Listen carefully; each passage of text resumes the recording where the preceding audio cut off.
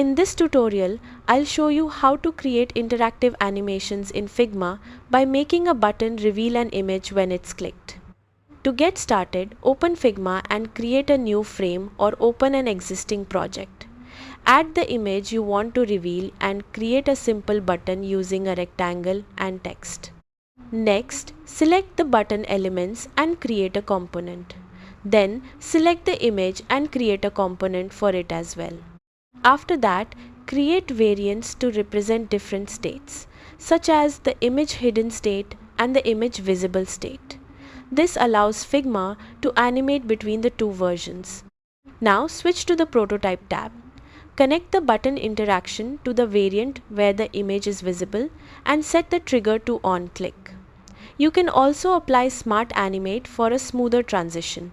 Once the interaction is configured, drag the component onto your frame and click the present button to preview the animation. Test the button and watch the image appear when clicked. Adjust the animation settings if needed until you achieve the desired effect.